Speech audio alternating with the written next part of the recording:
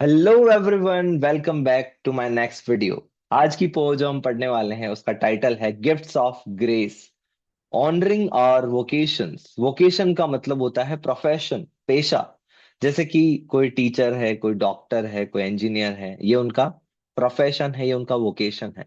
सो honouring और vocation का मतलब है उन हमारे देश में जो अलग अलग लोग अलग अलग काम करते हैं उसको वो बहुत ही सम्मान करते हैं। हम सबको सारे जो वर्क है उनको इक्वल मानना चाहिए, सबकी अपनी इंपॉर्टेंस है।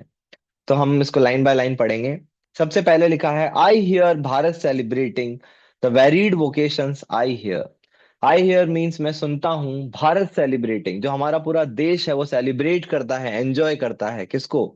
The varied vocations. वेरीड का मतलब होता है डिफरेंट वोकेशन, जो अलग अलग तरह के वोकेशन है उन सभी को यहाँ एंजॉय किया जाता है। Those of craft person, each one celebrating there craft. Craft बनाते हैं या कपड़े बनाने से काम से जुड़े हैं।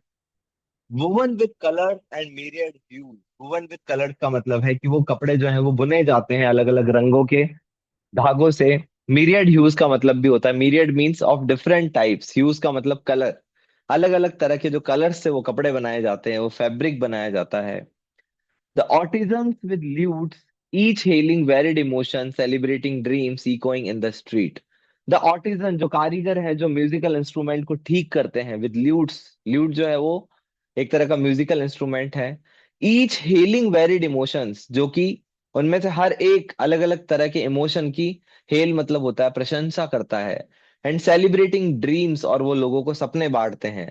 Echoing in the street, echo का मतलब होता है आवाज का गूंजना। तो इनकी जो जो इनके इंस्ट्रूमेंट है, उनकी जो आवाज है वो हर गली में गूंजती है। द कारपेंटर्स सेलिब्रेटिंग, जो कारपेंटर है वो भी सेलिब्रेट करते हैं, जो लकड़ी का काम करते हैं। They create anything out of would with mathematical precision. वो लकड़ी से कुछ भी बना सकते हैं विद मैथमेटिकल प्रिसीजन का मतलब होता है बहुत ही ज्यादा सटीकता से वो किसी भी चीज को बना सकते हैं, बहुत ही बारीकी से वो काम करते हैं। द इलेक्ट्रिशियंस हमिंग, जो इलेक्ट्रिशियंस होते हैं वो हमिंग मतलब वो गुनगुनाते रहते हैं काम करते समय। They get ready for work, को वर्क के लिए तैयार होते हैं। वर्क विथ केबल्स, वो केबल्स के साथ काम करते हैं और वायर्स के साथ काम करते हैं। टू ब्राइटन आवर लाइव्स, ताकि हमारी जिंदगी में रोशनी भर सके, क्योंकि वो इलेक्ट्रिसिटी का काम करते हैं। आगे लिखा है, the boatman gathering their nets from the shore. Shore होता है किनारा।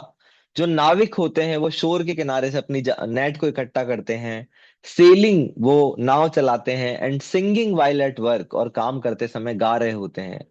Return to tell the tales of life at sea, वो लौटते हैं बताने के लिए। टेल्स का मतलब होता है TALES, टेल्स का मतलब होता है कहानियां। जो समुद्र से जुड़े किस्से होते हैं वो शाम को लौटकर दूसरों को बताते हैं। द शू मेकर्स, जो जूते बनाने का काम करते हैं। Affirming the quality of their work, वो अपनी जो वर्क क्वालिटी है वो उसको अफर्म करते हैं, मतलब वो बहुत ही अच्छे से वर्क करते हैं। For the feet that walk dance run jump and return home, उन पैरों के लिए वो जूते बनाते हैं जिसमें लोग चलते हैं, डांस करते हैं, दौड़ते हैं, कूदते हैं और वापस घर लौटते हैं। The delicious singing of the cook, जो लोग खाना बनाते हैं, जो कुक है, वो भी कुकिंग के टाइम गा रहे होते हैं अलग अलग चीजें। और द रिदम ऑफ डिजाइनर, और जो डिजाइनर वर्क करता है उसके काम में एक रिदम होती है, एक लय होती है, एक ताल होती है।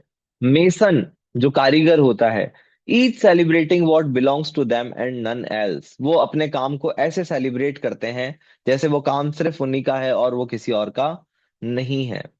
The voice of their vocation is the voice of their identity, क्या उनके जो पेशे, जो प्रोफेशन की आवाज है वही उनकी क्या है, पहचान है।